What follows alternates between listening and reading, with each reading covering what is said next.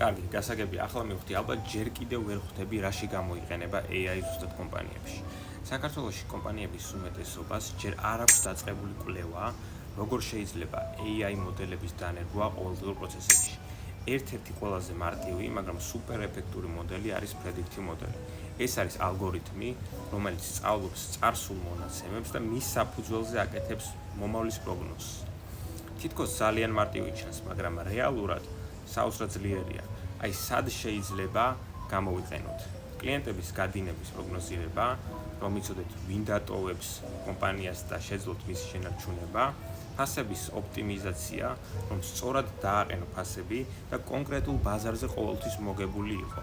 გაყიდვების დაგეგმვა, რომ ზუსტად იცოდე, რამდენს გაყიდი და რა რესურსი დაგჭირდება, მოთხოვნის პროგნოზირება, რომ მარაგები არ დაგრჩეს ზედმეტი და არც დეფიციტი გქონდეს.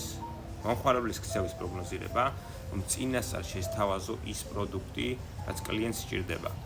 დაანდგარების დაზიანების პროგნოზირება, წარმოებაში დაუნთაიმების შემცირებისთვის. ეს უკვე რეალური ინსტრუმენტებია, რომელთა გამოყენება საქართველოში შეიძლება.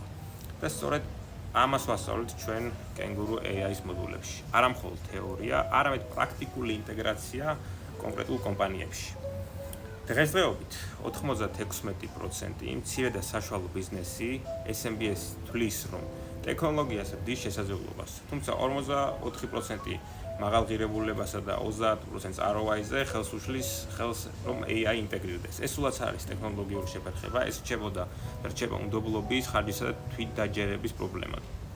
შენ ფიქრობ, რომ AI-ის ერთ-ერთი მთავარი მარცხი საქართველოში იმის გამოა, რომ ადამიანებს 96%-ზე მეტს ტექნიკური უნარი არ აქვს, ან სამაგისტრო პროგრამა არ აქვს დამთავრებული, ეს ფაქტები ზედმეტად არ ამართლებს.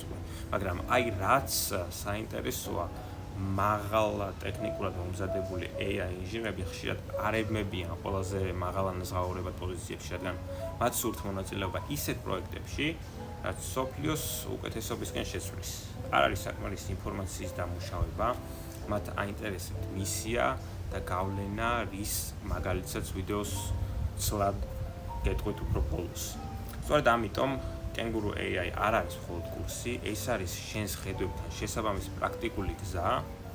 მიაღწიოთ ტალღას და არ დატოვოთ უკან.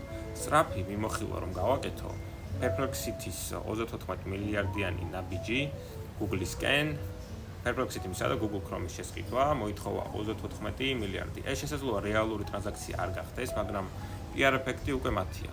ყველას უკვე Perplexity-ზე უწევს საუბარი. ეს გვაჩვენებს, რომ AI ბაზარზე ხმაურით შესვლა სტრატეგიის ერთ-ერთი ნაწილია. OpenAI აბრუნებს GPT-4-ს. GPT-5-ის უკმაყოფილების შემდეგ Sam Altman-მა ChatGPT-ში კვლავ დააბრუნა ყველასათვის საყვარელი GPT-4o მოდელი. მომხმარებლებმა ცხადად აჩვენეს მათთვის მნიშვნელოვანია არა მხოლოდ ლოგიკა, არამედ ის თუ როგორი პიროვნება აქვს მოდელს. რაც უდრის, რომ AI არის ემოცია პლუს ფუნქციონალი. AI-ით შექმნილი ანტიბიოტიკები MIT-ის გუნდმა AI-ის დახმარებით ორი ახალი ანტიბიოტიკი შექმნა, რომლებიც უკვე ამარცხებენ სუპერბაქტერიებს. ეს მხოლოდ მედიცინა არა, ეს არის მაგალითი, როგორ ქმნის AI სრულად ახალ ინდუსტრიებს, სადაც ადრე პროგრესი აწლეულებს საჭიროებდა.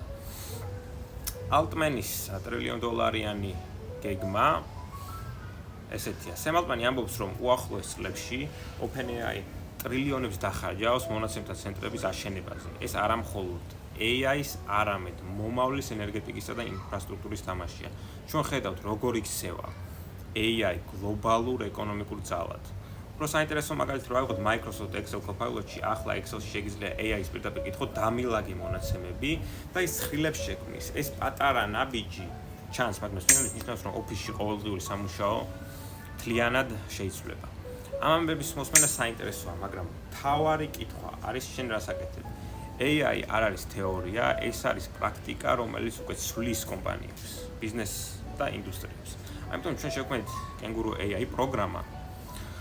შეგიძლია იხილო ქვემოთ მოცემული ვიდეო პროცლად ან გადახვიდე ჩვენს kanguruai.com AI authorities ლინკზე და ნახო ეს ვიდეო და ლინკი რომ აირჩიო ჩვენთვის სასურველი პროგრამა. ეს შეიძლება იყოს შენი ყველაზე მნიშვნელოვანი გადაწყვეტილება წელს. აი რა ვიღოთ Elon Musk-მა სულ ახლახანს Meta-ს 18 საუკეთესო AI ინჟინერი წაიყვანა თავისთან, როცა Zuckerberg-მა შესთავაზა $250 მილიონი. დარჩენისთვის, მაგრამ ისინი მაინც წავიდნენ. რატომ? ფულისთვის არა. არაფერი ბონუსები და აქციები. ისინი წავიდნენ, რადგან ილონმა მათ მისია მისცა. მეტა ქმნის AI-ის რეკლამის გასაზრდელად, XAI ქმნის AGI-ის, რათა სიმართლე მაქსიმალურად გამოვავლინოთ. აი ეს არის იმის მაგალითი, რასაც ვეძახით ახალ შაბლონს. ადამიანები არჩევენ არა მხოლოდ ფულს, არამედ მიმართულებას. შესაძლებლობას, რომ იყვნენ მომავლის ნაწილის ფორმირებაში. როგორც ყოველთვის გიყურებთ შორიდან, Kanguru AI აქ არის თქვენი ყოველდღიური რუტინული საქმეების გასაკრობად. Kanguru become guru.